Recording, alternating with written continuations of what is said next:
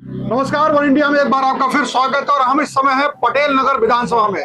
दिल्ली का चुनावी दंगल शुरू हो चुका है। रात के लगभग 9:15 बजे हैं और यहाँ के जो मौजूदा विधायक हालांकि इस्तीफा दे चुके हैं, राजकुमार आनंद जी, वो हमारे साथ हैं। उनसे बात करेंगे कि इस ठंड में चुनावी गर्मी कहाँ तक पहुंच गई है।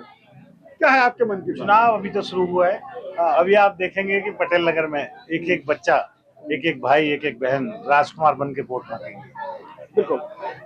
हमारे दिमाग में कई सवाल आए जब आपके पास आए। सबसे पहली बात कि जो प्रत्याशी पिछली बार आम आदमी पार्टी के थे वो बीजेपी में आ गए, बीजेपी वाले उधर चले गए।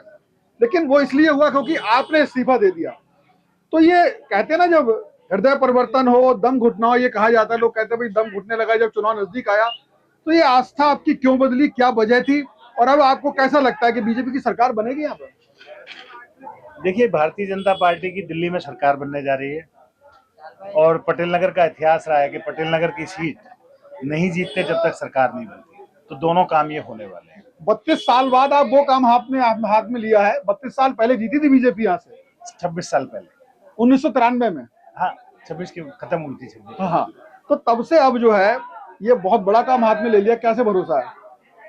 भरोसा तो अपने लोगों पर है, दिल्ली के लोगों पर है। लोग अब ऊब चुके हैं ये झूठे वायदे, झूठी कहानियों से। लोग ऊब चुके हैं। लोगों को ना बिजली माफ से इतना फर्क नहीं पड़ता।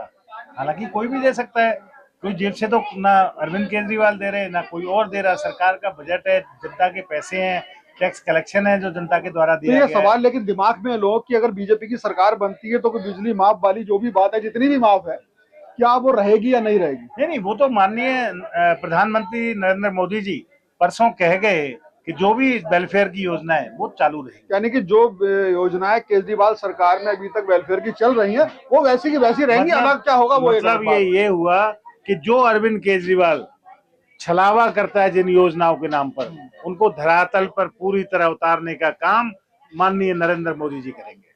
ये जो हमने देखा यहाँ पर जो समस्या है, हम अभी जब क्षेत्र में गए, शादीपुर में गए और जगह, तो पानी को लेके एक बहुत समस्या है। और ये सवाल जरूर उठेगा कि कोई आप रहे हैं, उससे पहले आपकी पत्नी विधायक रही है और आप तो मंत्री भी रहे, तो क्या हो पाया है, क्या अब रह गया है जो आपको लगता है कि क्यों नहीं हो पाया? पानी पर हमने सारी योजना बना ली, उसका आगे काम भी शुरू कर दिया, टेंडर करा दिया, उस पर काम हो रहा है। हम जैसे ही विधायक बनेंगे अगली दिवाली पर सबको मीठा पानी, स्वच्छ पानी और भरपूर पानी पटेल नगर की जनता को मिलने वाला है। और पटेल नगर की जनता हम पे भरोसा करती है और हमने उनको कहा है कि आप चेक कर लीजिए। ये करें।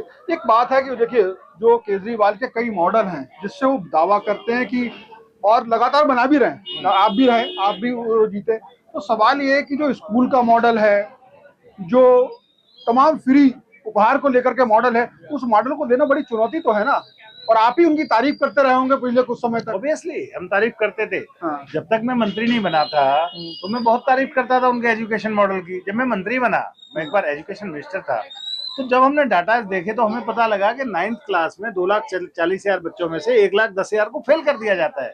मजदूर बनाने की फैक्ट्री चला रखी है शिक्षा के नाम पर, ऐसे ही अस्पतालों के नाम पर कर रखा है। मैंने मोहल्ला क्लिनिक 2-3 बनाए पटेल नगर में। कितनी जहालतें झेली, PWD department, chief minister, health minister.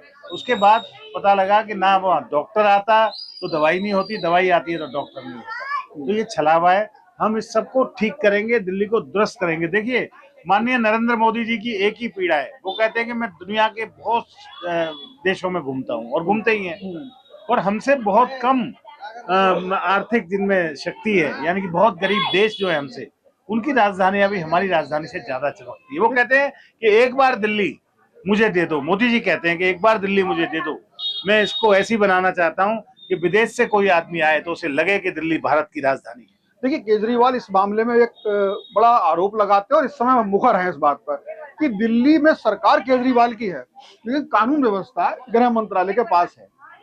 तो अपराध दिल्ली में जो बढ़ रहा है या बढ़ा हुआ है, और ये तो है कई जगह हम हुआ भी, घटनाएं हुई हैं, तो उस पर वो बीजेपी सरकार को और काफी बड़ा हमला, खासतौर से गृह मंत्री पर हमला कर रहे हैं, तो उसको कैसे डिफेंड करेंगे आप यहाँ पे? कैसे, क्या है? आप मुझे ये बताइए कि आप एक के साथ एक शराब फ्री पिलाइएगा, एक बोतल के साथ एक बोतल फ्री दीजिएगा, बच्चे नहीं बिगड़ेंगे, बड़े नहीं बिगड़ेंगे, कानून व्यवस्थाएं नहीं बिगड़ेंगी, और फिर उसके बाद अगर वो होम मिनिस्ट्री के अंदर आता है तो आप उसको बजाय लड़ने के सामंजस्य बिठा के काम करिए। शीला दीक्षित भी 15 साल मुख्यमंत्री रही थी, उसमें भी कुछ पीरियड तक बीजेपी सेंटर में थी। तो क्या उस टाइम उन्होंने तालमेल बिठाया? किसी से सीखना ही चाहिए ना। What is history, theory of examples, कि हमारे पहले क्या हुआ था, कम से कम हम उतना तो कर लें।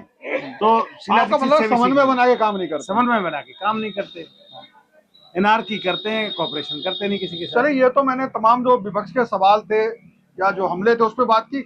अब आप मीडिया के माध्यम से बताएं कि आपकी बड़ी योजना है क्या, अगर इस बार आप जीतते हैं और सरकार बनती है तो क्या बड़ी चीजें हैं जो जनता को देने वाले हैं? दिल्ली अपने देश की विधानसभा राजधानी बनेगी, ठीक है, और पटेल नगर में हर गली हर सड़क बनाई जाएगी, सीवर का सिस्टम दुरुस्त किया जाएगा और पूरे नए डलवाए जाएंगे जहां जहां जरूरत है।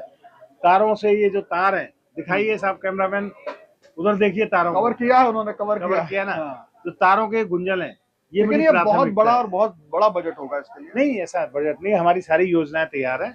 बहुत बड़ा तो नहीं है, तारों का बहुत बड़ा तो नहीं है, लेकिन हाँ बड़े तो होंगे ही। लेकिन मैं obviously। जी एक लेकिन हम 5 साल में धीरे धीरे करा सकते हैं।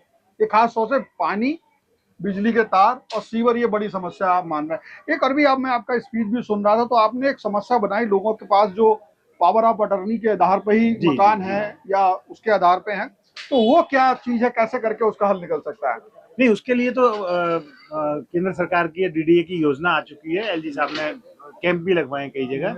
हम कोशिश कर रहे हैं लगातार कि वैसे तो चुनावों में हो नहीं पाता, एलजी साहब से रिक्वेस्ट कर रहे हैं, उनको लिखा भी है हमने, हमले भी थे पीछे, कि यहाँ पर भी कैंप लगाया जाए और बलजीत नगर के जो मकान है उनको पक्की रजिस्ट्री कराई। बलजीत नगर की आपने काफी अपने भाषण में ही बलजीत नगर में ही कुछ काम कर पाए, बाकी जगह है क्या? उधर फोकस का इतना बजट देखिए, है? दिल्ली जो है वो भारत का दिल है और दिल्ली का दिल पटेल नगर है और पटेल नगर का दिल बलजीत नगर है, ठीक है।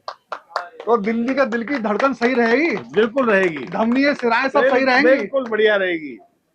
चलिए, ये थे राजकुमार जी। देखेंगे पिछला, क्योंकि जनता के सामने इनका पिछला कार्यकाल भी है, वो डिसीजन ले सकती है। जो वादे हैं, अगर पिछले बार किए गए वादों में दम होगा तो 5 तारीख को जाकर के इन वादों पर विश्वास करके बटन दबा देगी कमल पे। इनके लिए कमल पे बटन दबा देगी। और अगर पिछले वादों में खरे नहीं उतरे होंगे और इनका दल बदलना चुनावी स्टंट होगा तो जनता उसका भी जवाब देगी। फिलहाल हम तो शुभकामनाएं सभी को देते हैं, आपको भी बहुत बहुत शुभकामनाएं। हमसे बात करने के लिए धन्यवाद।